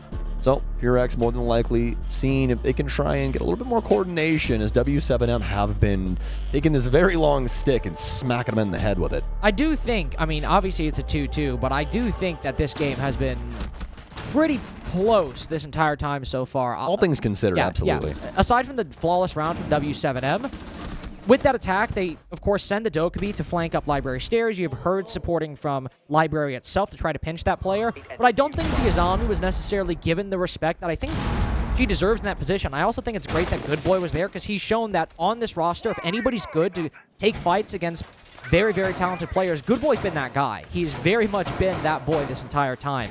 And when you're taking a fight behind that Kiba barricade, it's very difficult. FearX is not, you know, he's not horrible for messing up that fight. I mean, he's always behind a Kiba barricade. He can easily pop out, take a few shots, fall back into cover as you expend half your mag trying to find him, then pop back out to go for the finisher, and Good Boy still almost fell. But that's still a pretty advantageous position for Good Boy to hold, and was very well crafted to stop that very lurk from FearX. I wouldn't be shocked if it was some semblance of counter-stratting as well, knowing w7m like to go for that style of play. Well, Rin, that's FearX. More than prepared for everything. w7m really enjoying this lineup right now, Carter. Especially with the Bees working their way back in here for FearX. There's so many different options you have for secondary utility on Grim. He's so easy to work into lineups right now, and you get so much value out of these Bees, especially when you're trying to, clear out those hard-to-reach areas. Think things like half wall on border, or things like the half wall that Good Boy's standing next to right now. You can make areas preventable, or rather just really difficult to play at the end of the day with all that information pouring in on your location. So we'll see where w7m want to try and apply these. So far it's just been the drone game early on, as it should be on this clear. Herd's backing that info up as well as he's worked his way in through Library. He's more than likely wait for Nade to try and work his way across and get this off his wall. Clash stepping all the way out on Eagle Balcony. Demic not wanting to risk things too much, but solid recognition as to what the situation is ahead of them. Solid recognition, certainly. Arakaze solid positioning, too, able to destroy some of that hard-reaching. Herds might not be having the best game so far, but he does always find himself in these positions that are a little unaccounted for by FearX. Always these very tiny gaps. But Arakaze, I was about to say, putting up those 2 Kiba barricades will allow him to rotate across and take a gunfight with anybody inside of Office. He's the one that finds Herds, and if he traded out, so it is only a 4v4. w7m stalling out at the moment, in no small part because of this flash. FearX trying to melee the shield, but Demic is taunting him at this point, just pushing out, pulling back in, knowing there's nothing he can do besides meleeing the shield and trying his best. KZ, the main guy keeping w7m in contention against FearX. 9-2 at the moment. Nice 3 find. kills, the only ones for w7m, but he's traded out by Good Boy. Nade now going in for the plant. His coverage is only JB92. Demic spots him at the last second. He's able to cut down FearX, spots another. There were a couple of opportunities for Demic to maybe deny that plant right there, but w7m still able to keep the pressure consistent and take the lead away from FearX. Yeah, I think Fox honestly did a great job of slowing down the play, but the big thing is there, Carter, is that they weren't able to secure the frags. If they get some kills there, especially on the ace, that could be a really game-changing moment there, but W7M instead will pull ahead for the very first time on their map pick. Now pull ahead for the first time, certainly, but as these have gone on, I'm glad we saw that flawless round to show what W7M are still capable of. But this is still very much this tournament. You know, a team that's playing very well, don't get me wrong. A team that has a lot of success, had a lot of close games, it's easily the most competitive group at SI24. But is still finding themselves very susceptible, and I think because some players have been cooling off. While KZ has been great this tournament, Herds, who has been one of the best players of the past year and a half, has had a bit cooler of a tournament. A little bit from what we are used to seeing of him. Philippox and Nade are usually on the back line, so they're not always the stars of the show, but JV92 as well has been having a solid tournament, but before it was 3 players playing out of their minds at absolute peak form, while their team was also playing at the top of their game strategically. And throughout this tournament, W7M have been more at 80% capacity instead of at the 100% we've seen them at Atlanta, at Copenhagen, where it was like, oh, this team's winning it. Not really a conversation. Yep. And that's most definitely due to the changes that we've had in game. You know, you don't have access to the frag grenades the same way you do on the offensive side. Few changes here and there on the defensive end, but still been very, very powerful. And yeah, and here's the thing. Now we actually get to test this out, because I'm firmly convinced that W7M have kind of an issue going on right now when KZ dies early. So we're gonna see if my little experiment has any value to it, folks. Again, can be completely off base, but there's vibes you get when you start casting these teams a lot. You've been watching their play for some time, and that's just one that for some reason, Carter, it's been sitting in the back of my head for the last couple of days. I mean, like, this team should not be making that kind of mistake. I mean, we have a drone in front of them, so it's not a complete lack of intel, but KZ's so close to it, the drones just got there. There was no time to actually relay the intel that somebody's close to that wall. I think there's a little bit of a desync right there, and it might end up being a small mistake, but it could end up costing the round, as you said. KZ 10-4. If he does not get that 3K in round 5, it might very well be FearX up 3-2 right now. He was the guy to open things up and allow Nade to get into that position to go for the defuse. Now that we're on Kitchen Dining, before, FearX were able to win this round off of retaking the top floor when it was a much more even and neutral position. Now they have a 5v4. Half the round is gone. The office wall might be opened up, but W7M are in the disadvantage, which gives FearX a very good position to make another successful retake. More than likely going to be looking to Herds to try and tear this can open. Gonna be Mephi, though, that takes down Philippox, as W7M have been stunted.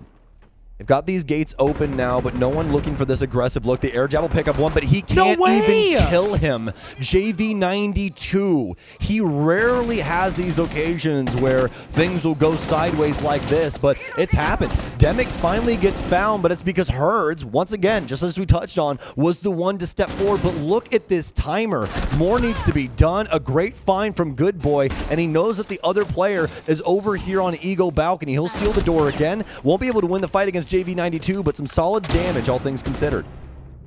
Able to get the finisher on the Azami, but the round is so difficult from here. Rin and Mephi still on the top floor. They can not necessarily play the trades, but if Rin is unaccounted for, just like the castle was earlier, we're in a difficult spot. But the flashbang goes in, and Rin still wins it. The flash goes too far. Nade in the 1v3 now. 2 different players that were up top. Orikaze and Mephi both tagging together on the solar stairs. This is such a good late round from FearX, and they're going to end the half 3-3. There's nothing Nade can do unless FearX throw it away, and the credit you need to give them, FearX or not, they're holding strong and fighting tooth and nail against W7M. KZ is literally the first domino. He falls over, and then W7M just don't try and recreate what's happening. The strategy that you guys had initially have, it's out the window, guys. Your drone play didn't work. KZ is dead. We have to try and apply something else to this top floor and assist, and they just don't, Carter. They're trying to bully their way in through Piano, bully their way in through the breach and Ego Balcony. There's nobody trying to grab Master Window. There's nobody trying to play the bathroom window. There's nothing. And here's the thing. You can't say that W7M aren't good enough to see that. They need to make those adjustments. It's a huge part of this top floor, and they simply didn't do it. They still had 4 bodies nice to be able to apply anywhere. Just add one extra angle. That's all you need. You can still have 3 people work the front breach in the office and everything else, but they just don't. The one thing that they had going for them is after that weird air jab interaction, KZ walks in, or rather, oh my goodness gracious, Herds walks in and gets that kill on IQ. But that's really all she wrote. That's all they had going for themselves on that top floor. FearX are allowed to persist, and they body w7m on the rest of the entries. And I think the worry for w7m right now is, again, this is a good team. This is a team that can play very well and gave us an incredible performance, even in a loss against Wolves yesterday. But these Chalet attacks, a map that, again, they have not lost since, I think, Copenhagen. Jeez. These attacks have been pretty unimpressive. We got that flawless, undeniably, an incredible round. Great coordination. But since then, not only have we seen in the last round a complete lack of angles to really deal with that Azami, and I imagine that is an example of the nade change hurting them. Normally see someone go on that window, toss nades in, you can't really do that anymore. Yep, same thing with the head wall position. But there's a lack of problem solving going on in these rounds, and it Exactly. seems if either KZ dies or if the strategy isn't working, those attacks weren't going well. But to be fair, we've done a lot of basically saying w7m are not playing where they should. But FearX have also been playing well. They've been able to win gunfights against w7m.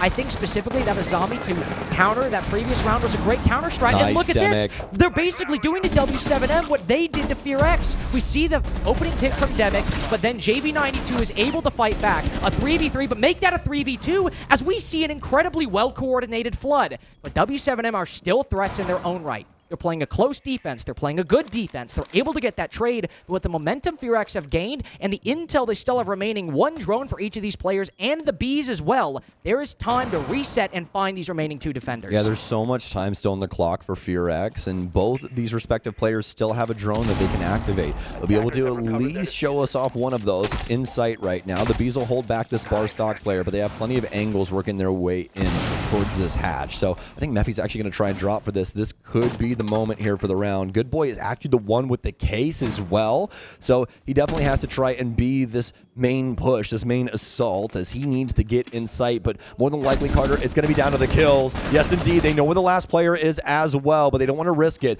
Beauty of the situation, they've killed the bar stock player. Now Mephi just has to worry about where Philippe Hawks will try and push through. They've discovered him, and Fox have the lead on the offensive side. With an extremely good execute. Genuinely, a great round in attack. And defense from w7m. Both of these teams played well in that round. We see the same countdown, 3, 2, 1, push in, and FearX are all on the same page. I was going to say, as I was about to finish talking about FearX's positives, that we saw this on Bank. A 3-3 half. We were worried it was going to be a close game, and then w7m won 4 rounds in a row, and it wasn't a contest. But these rounds that FearX have won have looked way closer than the ones they won on Bank, where it was a 4K, a bit of over-aggression from Herds in the late round that still needed to be a 3v4 comeback from FearX. The rounds they've won here were generally rounds they outright won, and that being another good example. Sure, FearX have the great execute, they have the coordination, but w7m play the trades well too. Yeah. But this is the most impressive part for FearX, a team that has probably been one of the most lambasted teams in the international scene. They don't get over-aggressive. They reset, they find the intel, they go for the plant, and maybe you can criticize the Grim putting himself at a bit of a risky spot in that 1v1 with JV, but we're reaching a point where nitpicking. Exactly. We haven't reached that point for this squad before. It has been a lot of broad criticism, overall philosophical disagreements. Yes. The fact that we're at a nitpicking stage against one of the best teams in the world, the 2-time major champs, we actually have a game on our hands at the moment. Oh, man. And there's Who another cooked great here? example. Who cooked here? Good Boy's got the chef hat on. Herds, he's going to be thinking about that one for a moment, my friend, because I can tell you the one thing that FearX do like, they like these spawn peaks. This early info game for FearX is working out beautifully. And, I mean, the thing that I love so far, Carter, is that they're not scared to adhere to their strategy against w7m. No. They're hitting the big red button and they're like, listen, we know what our setup is going to be. We know what we're going for. Let's just play this out and see what happens. And just like in that last round, yeah, w7m, they're solid on the trades, but keeping things at an equal footing still makes it to where there's opportunities for both squads respectively. And so far, FearX have had the firepower to be able to take it to w7m. And look at the scoreboard right now. now. KZ and JB92 doing so much to try and assist w7m at the current moment. Good boy. He's going to get tagged up a little bit as KZ will dash back in towards Kitchen. Still a lot of time here for FearX to work with. A lot of time. I was worried Good Boy might have been a little ahead of the rest of the team, but I believe he does have support, yes, from the Brava behind, but there is intel for w7m onto this position. Talent shield is good, but I was about to say we need to see these vertical angles come into play from Nade, and indeed we do. Takes down Mephi and Good Boy. So the quick entry into Trophy does not work. KZ now at 12 kills this map so far. The attack completely stopped by w7m on this hold of the site and the upstairs position. Rin and Demic now in a very difficult spot to work their way out of this. One on the rappel, one, I believe, rotating all the way downstairs and caught completely off guard. This is a round we needed to see from w7m after that loss in round 7. Yep, and don't worry. The main thing about w7m that you must remember is although FearX are winning rounds, w7m are still an amazing team. Yes. I mean, look at that understanding of map pressure right there, Carter. Okay, Rin. He knows Nate is there. Whoa, that was a heck of a shot onto KZ. Nade's got a little bit of damage dealt to him. SMG-11 on Nade, but you have that on Felipox. I'll be honest with you, Carter, this is doable. It will require quite a bit of heavy lifting, but more than likely going to be the kills going Rin's way in order to do this, as that case is down in Trophy. Has to be the kills. I mean, I'm assuming Fireplace Cam is up because of how much of presence was Solar Side. They see the Yana clone as well, so they know Rin is on this part of the map. Oh. As he's going in, the castle on the opposite side. Flashes go out. Does it stun the castle? Spots one through the soft wall. There we go. We do have the finisher from w7m. I got a little nervous there with the knowledge of Nade upstairs in that position, but w7m are able to react to the rotation. We have a tie game once again. Yep, their understanding of map control is what wins them that. As soon as they gain access to Trophy, you see the SAS operator shift across the top floor, pop those, few holes in the ceiling, and that's really it. As soon as the case goes down and they get those 2 big kills, there's nothing really that FearX are going to be capable of, especially with the utility that they had on the top floor. The Solarium window player can't even do anything about what is happening on the actual, area. Like, look at the positioning here for that SAS op. It's really, really difficult for them to try and do too much, as Nade was just constantly persisting there, overwatching that case. So it really had to come down to them trying to gather control in other means. But w7m, they find the accelerator at the proper moment. I especially love that run out there by the Legion downstairs to really nip it in the bud. Yeah, exactly. Those are the kind of limit tests that you really, really want to consider, and the things that people, at home more than likely are like, oh, they would never do this in a competitive setting. Oh, no, they absolutely will. They're just going to choose the right moment. I think that's what makes JB92 such an impressive player to me, because KZ Hurt's obviously talented, obviously intelligent players, and, well, Hurt's not having a great game, but still the potential he has and the record he has, relatively unimpeachable. But I think the reason JB92 is so impressive is he typically takes a bit slower of a role, but also individually still has that knowledge and sense to know when to dial up the pace and know when an aggressive play like that, a run out in a 4v2, isn't actually what is normally thought of to be a really dumb decision, but in that case is a particularly good way to make this a 4v1. He knows it's an 80-20, knows he can get away with it, and is able to make it work. I do think that round also we saw a bit of still the inexperience from FearX. Not accounting for the Azami and the shotgun upstairs, but we'll see how it goes in this round. 2 very early smoke bolts on this mirror window, and JB92 on this Warden can look through it and not feel impeded whatsoever. Reloading! Curious what the impact of that was, maybe to try to bait out some rotations from w7m, but whatever the intention was, FearX rotating away completely and using 2 smoke bolts, and then, I was about to say, not facing a whole lot. That is so much damage onto Mephi. Heck of a shot there from Nade. Dude, that Vector will rip you to shreds in close proximity. It's insane. Oh, good boy. Jumps right in the line of sight of KZ, and that's the last person that you want on the other end of a fight. Fortunately enough, they won't have to worry about that any longer, but KZ, I'm near a 2.0 KD here on Chalet. Top floor going over to FearX. Mephi will be able to pick up one. Rin goes down. A nice find here from Nade as once again, they've been able to find these gaps in the FearX offense as these counts start to dwindle. Still a good info matrix up for FearX, but with Mephi on very low HP, this is going to require a lot out of the roster. Should be able to at least shift a few gears, maybe find some extra info, but As of right now, it doesn't seem like anybody really wants to try and dedicate themselves. And triple kill here for Nade, and more than likely the round going the way of W7M. Okay, we are starting to get more to that bank half. There were a lot of worries after that first round, but looking a lot more clean from W7M. Man, this full clear seriously punishing FearX. I think that they did not exactly figure out everything that they wanted to on that top floor in certain regards. W7M kind of able to catch them off guard and use that to their fullest advantage. I have to agree as well. Definitely seemed in stark contrast in round 7. Much more separate affair for these FearX players. Nice shot onto Nade, ending the Mira's reign of terror, 3K, that Nade was able to acquire. But given the damage done to Mephi early on that vector, this 1v2 seems very unlikely. Does have one drone remaining, so could find intel, but he's still moving on to that top floor, looking to regain that diffuser. Yeah, but time. Yeah, time. In a way. Lack of intel. He's still concerned about a lot of these angles on the top floor, pre-firing things. W7M should be able to close this.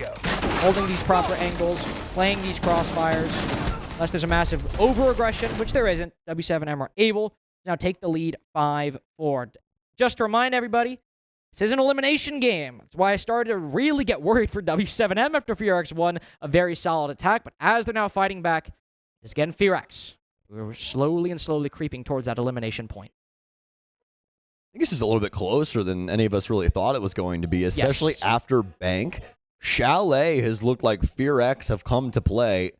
W7M sent reeling in certain regards, but still able to persist and still able to find these key rounds to try and find them some success.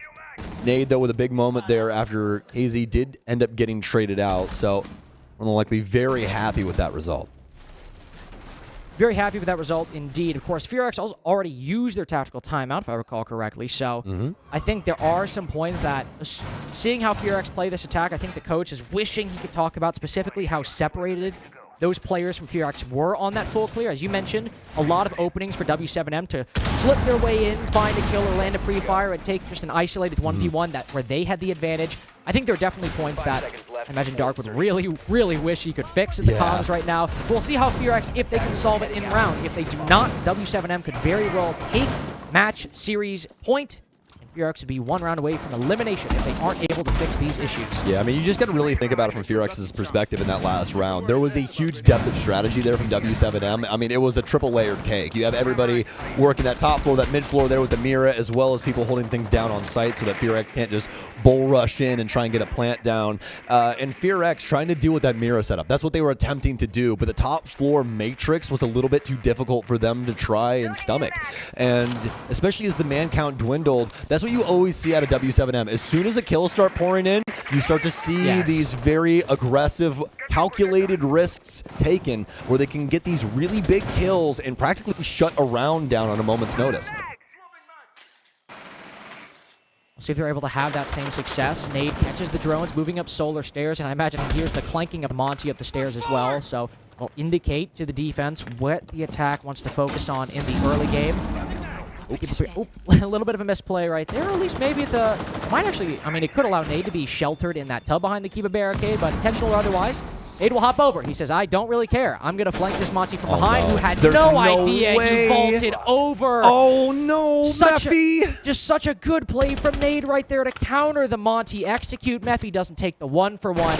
Great individual decision-making by W7M. Likely a flawless in the making. Dispelling Salmon Eye's concerns at the side swap. That first attacking round for FearX is looking like all they might get. Improvement after improvement for W7M. Not perfect, maybe, but still performing at what you would hope is a world-beating team. Yep. You do have to point it out, though, W7M kind of getting away with murder on that Solarium hop. 100%. Yeah. Huge misposition there from Mephi. You could see him rotating off around outside, but everybody's already in upstairs. Look at the silhouette. He got here so late. You have to have somebody on this window when people are already in position inside of Solarium. Otherwise, something like this can happen. That's why these players upstairs, they might have even heard like a thunk underneath them. Not a single one of them blinked because they're like, oh, there's no way that this person has gotten to Solarium stairs. But it's the truth. Mephi was not on the cross. And that entire round was built up on that Solarium push, and it immediately gets washed away with the tide, all because of a miscalculation on the window cross for Trophy. Got to give credit to Nate for still making that play. Oh, absolutely. Taking that risk, but also really, really coming into his own on this defensive half on Chalet. Had that 3K on the Mira, had that huge kill on the Monty in the round we just saw. Really struggling the attacking side, as were Philippox and Herds. 5 seconds to insertion. Nate stepping up alongside KZ and JV92 in the series so far. FearX now run 1 round away, being eliminated from the Six Invitational 2024. Not our first team eliminated, but our first team eliminated in our playoff section. We do still have the Bleed Los game going on the A stream at the moment. Bleed winning map 1, 7-3, I believe, and map 2 currently underway. See if FearX are able to hold on a little longer. We have the same success as Bleed are in the other stream against a Brazilian powerhouse. 30 seconds in, we're back to the bomb site where FearX gave us that promising start, that excellent rush in through Library and on the top floor. Since then, it's been anything but. Maybe they can channel some of that former glory and bring us a little closer to OT.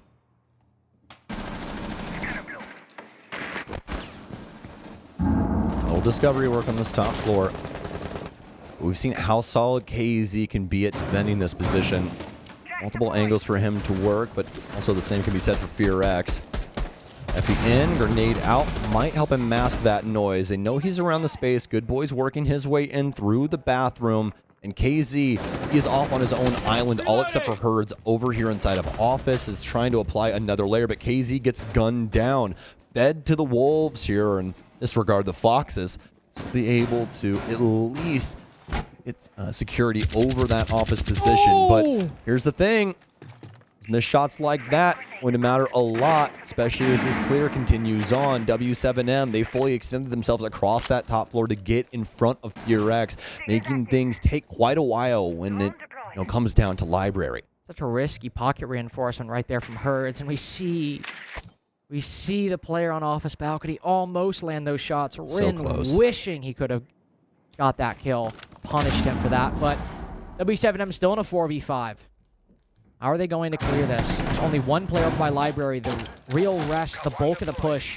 Overcoming in from Piano. No. Excellent shot by Herds. The intel not really doing a lot of good for FearX on that gunfight, but on all the other ones, it works out. Top floor now cleared. Nade and JV92 below. JV watching the Library stairs, and Nade with another very good rotation. JV's got to hold down, but Nade going for a very long rotate, it seems. Not in the dining position, if I'm correct. At least JV a little isolated as the attackers are starting to swarm around the site. Rin might hear the player rotating into stock. JV now put to 1 HP. Nade going for that long rotate, but he falls to Arukaze, and Rin with a nice finisher. Half the job is done, but that's only 2 wins on the same site for FearX. They'll have to get 1 more on a site they've lost to bring W7M to overtime. I love that from FearX. They're able to clear out the top floor, but instead of immediately trying to shift this into an execution here, they allow this timer to be utilized by them. They keep the play open. They keep these angles live, especially on the flank. They are trying to see what W7M's response is going to be, Carter, and they practically let the W7M squad eat themselves, right? They think, oh, FearX, they've already got all this set up. It's clear that they're going to want to try and plant this case, but obviously not. They wanted to see what W7M's next move was going to be. Sometimes, my friend, it just takes a pawn push to win a chess game. Still finding ourselves in a position I don't think many of us are really fully grasping at the moment. Yeah, it's pretty crazy, honestly, especially after Bank. I mean, I hope a decent amount of our audience was here for that, because FearX, and especially Rin, could not get it figured out on that map. And W7M had their attacks figured out. To their credit, their defenses were falling to some individual plays from FearX, but it was overall very much a W7M map. And we're like, all right, this team, maybe they're not fully back at 100% capacity, but they're back to play in the lower bracket. And they still are. They have good rounds. They're having good performances. KZ, easily one of the MVPs of the tournament so far, putting up a great performance against Wolves. Another great performance of map 2 against FearX today. FearX, while they are playing well, W7M are still playing below, well below where we've seen them perform at their championships in Copenhagen and Atlanta, and FearX are playing up to the level they need to beat them. It is a combination of a good team rising w7m falling a little bit. Drone in front of Good Boy to try to find this opening pick. KZ only tagged a little bit. The timing not fully going Good Boy's way, so KZ will be able to fall off very successfully. Use these Kiba barricades to lock up the bathroom and the piano position. w7m now relying on their trades and their closeness on this top floor. Keep FearX out of the bomb site. Sorry, I was a little distracted for a second, you know. And he came in to take photos of us. Yeah. Emmy's beautiful face. I'm in through the door here in the B room, but back to business, Carter. I gotta focus up. I got a job to That's do, why they damn call it. it. Why they call it the B room, because we're here for business. I'm making money right now, I can tell you that. KZ certainly is. Oh, man. If you got to parlay on KZ's performance, he's doing very well right now. 16 and 8, 2-0 KD at the moment. But FearX in a similarly struggling position, completely locked out by the w7m players. So much potential for greatness. Such a close Chalet game, but with Arukaze endemic now in a 2v5. If FearX have been able to get the lead over w7m, they could often capitalize, but it's when that momentum is stopped.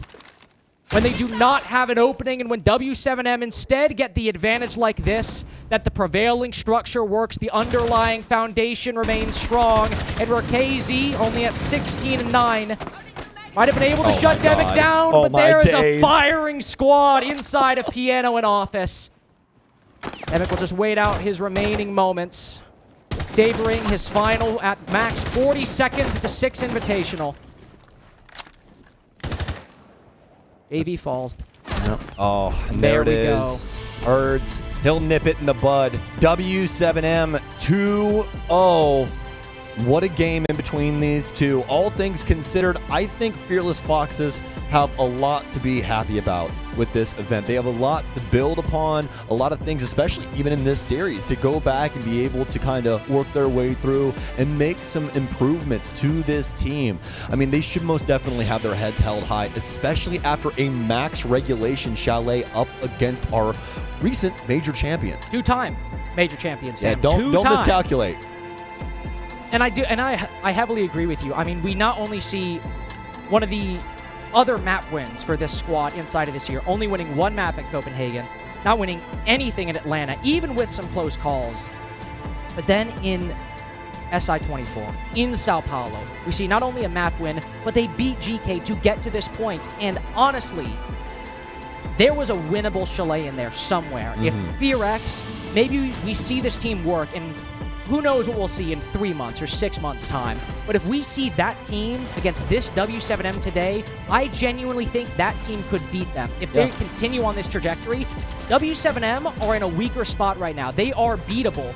Or even in Copenhagen, Atlanta, they weren't a team to 2-0 every series, but they were a team that seemed to always win the long game, always win the BO3s 2-0 or 2-1, always win the BO5s. Exactly. They'd outlast the opposition, and sure, maybe they drop a series 3-1, but they're still the one with 3 maps by the end.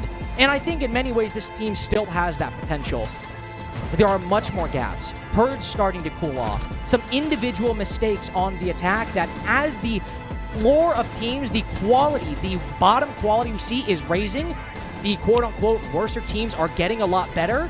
w7m, maybe because of the meta, maybe because of individual performances, or just a slump that happens in teams, we are starting to see some of these teams actually realize that w7m are truly just 5 humans. Well, we have a beautiful situation ahead of us, Carter, because guess who w7m has to face up next? Would it be some very sleepy ninjas?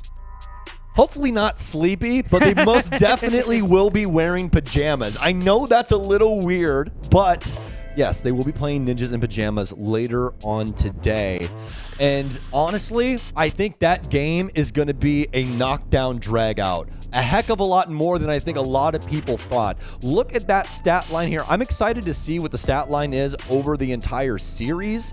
But KZ with 16 big kills here up against Fox. And those opening kill stats are so crazy. FearX with so many openings, but everyone else aside from KZ that map negative on the entry, either no entry duels at all or 0-1, 0-3, and KZ not even positive, 4-4. That's what we're saying when there was a winnable game in there for FearX that maybe with some slight improvements, they could have won. Over the series overall, obviously KZ the MVP. JV92 definitely a good solid as well, but KZ with that performance on map 2 really bringing things back. And if you think about it, remember that 3K? Yeah. That could have been the difference between OT for FearX and this 7-5 for W7M. It could have been, my friend. And you know how earlier on I said that W7M and FearX's stat lines were a little bit closer than I think a lot of people were looking into? Well, what if I told you that Ninjas in Pajamas is even more so? I mean, it is neck and neck. And after this series, I mean, it might be actually truly a mirror. I'm really, really excited to see this Brazilian bout later on inside of round 2 of the lower bracket. I am as well, and of course, we do have 3 Brazilian teams in the lower bracket, W7M and NIP playing later. We have the Liquid Falcons match later on today, and then, of course, not a Brazilian team, but there is still the ever-present threat of G2 down here. They're on opposite sides of the bracket, but whether they win all their matches or lose, there is a chance W7M and G2 could face each other later in this bracket, Sam, and that is still the #1 thought in my mind whenever I see this graphic pull up. Absolutely, my friend. Well, ladies and gentlemen, that's going to do it for the very first game of the day. We're going to throw you to a quick break. But before we do that, we got some intel highlights for you.